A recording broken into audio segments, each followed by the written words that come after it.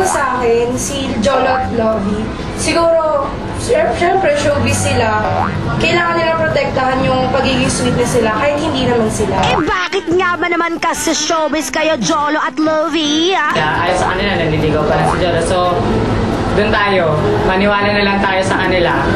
Sige, kuya, kung saan ka masaya, suportahan kita. Iba-iba man ang palagay nila, ngayong hapon magkakaalaman na dahil later, si Sweet na ang magbubukeng sa kanilang dalawa sa Don't Lie to Me. Later yan, live na live.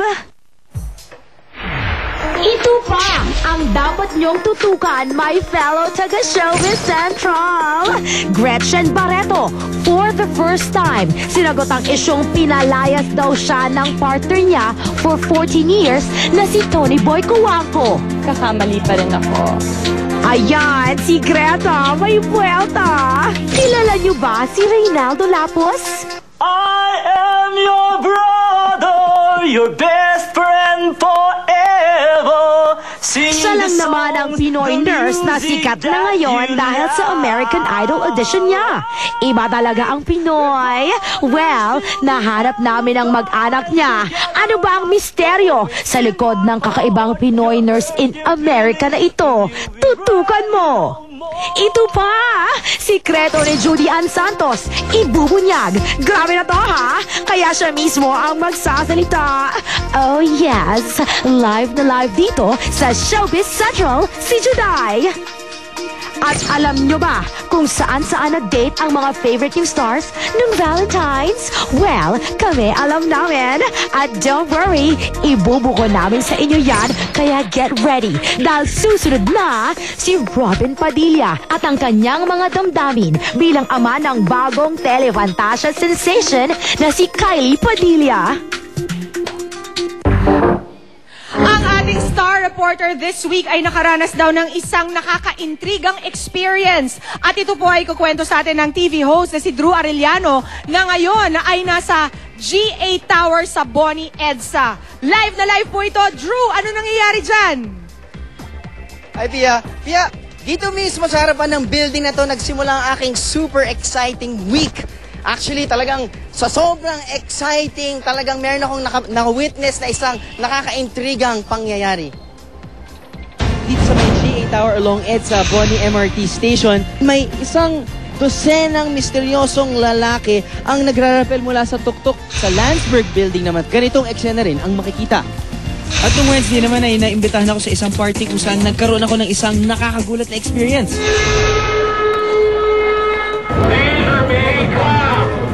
Everyone in here is to be escorted to a new secure location. Go, go, go! Konting update lang po mga kapuso. May mga pumasok na mga misteryosong lalaki na kaitim. Pinapapunta lahat ng mga tao sa labas ngayon pero hindi pa namin alam kung saan tayo pupunta, kung ano gagawin nila sa atin.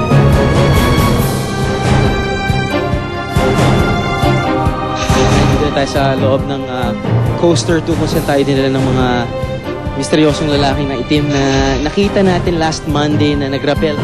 I am nervous and excited. Yes, I don't know what's going to happen. Kahit nga may konting kaba, excited pa rin ako dahil naalala ko ang mensahe sa mga building. Get ready for Coke's biggest surprise. Pero kahit na ano sigurong paghandang gawin ko, hindi ko mape-prepare sa ganito kalaking sorpresa.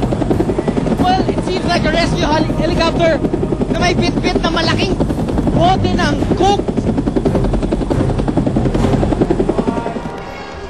Finally, nilabas na rin ang pinakamalaking sorpresa ng Coke, ang Coke Zero. Kanina nga nakita natin nagrarapel na naman ang mga lalaking itim mula sa tuktok ng GA Tower, pati na rin sa Landsberg Place sa may Tomas Morato Avenue sa may Quezon City para ipagmalaki na nandito na nga ang Coke Zero.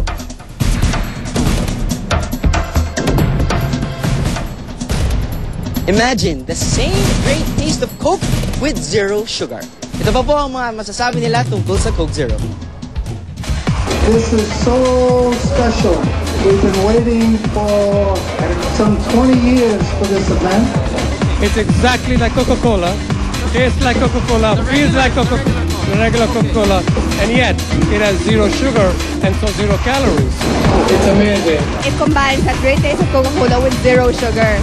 So the benefit of it is actually that it has no calories, but that for people like us who love the taste of Coke and just don't want to give it up, can continue to drink Coke. It's Coke's biggest surprise ever. For now, of course.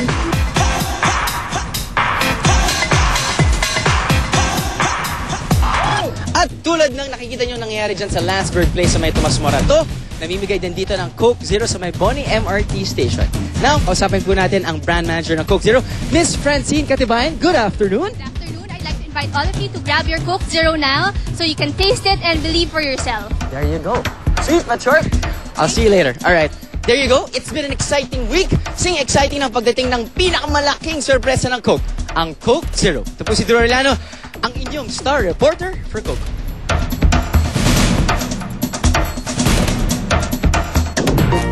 You done fixing your hair? How about I fix your face, man? Yeah, sure. Thanks for the Coke, dude. That's not Coke. What do you mean it's not Coke? Marami ang humanga sa first week ng pinakabagong action teleserye dito sa GMA, ang Joaquin Bordado. Pero if there's one star na nasabing show ang talagang umagaw ng atensyon, ito ay ang anak ni Robby na si Kylie. Sa grand promo pa lang ng nasabing show sa SOP last week, Kylie showed that she is one young actress that all should watch out for. Ano nga ba ang reaksyon ng kanyang ama na si Robin tungkol sa pinapakitang galing ng kanyang anak? Masayang-masaya ako para kay Kylie. Kasi alam ko yung hirap ng anak ko eh. 8 taon pa lang yung mga yan. Nagprepara na sila. Pinaghahandaan na nila yung araw na to. Yung araw na haharap siya sa camera. Kaya noong tumanggap siya at umani siya ng maraming papuri, ako ang unang-unang natuwa. Sa ngayon, ako talaga ang namamahala sa anak ko. Naniniwala ako na walang ibang makapagtuturo at makapaggagabay sa anak ko sa mundong ng show business kundi ako. Botong-boto si Robin sa pag-aartista ng kanyang anak. Pero ang tanong, ano ang opinion dito ng kanyang asawang si Lisel? Ang gusto ng asawa ko ay matahimik na buhay sa mga anak niya. Ang gusto niya ay makapagtapos ng pag-aaral. Ang gusto niya ay magkaroon ng normal na buhay. Wala naman siyang pwedeng gawin kundi umalalay sa kanyang mga anak.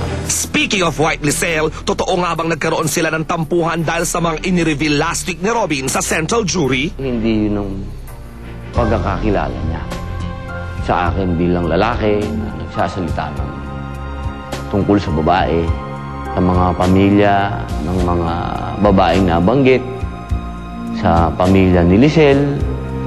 Paumanhin po, wala po kaming binalak na makasakit ng kahit sino man. Sa bumubuo po ng LKF at sa mga anak ko, paumanhin po sa inyo. Yun po ay biruan lamang.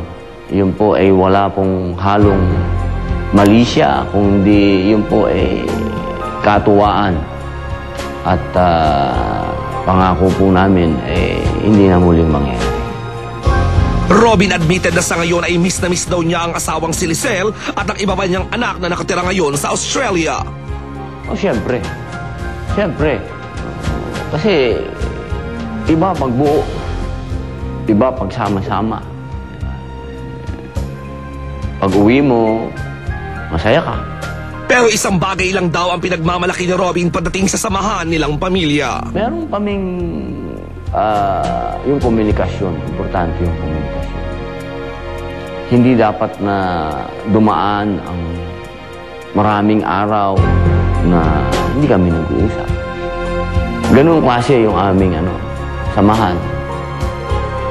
Kahit na malayo, buo.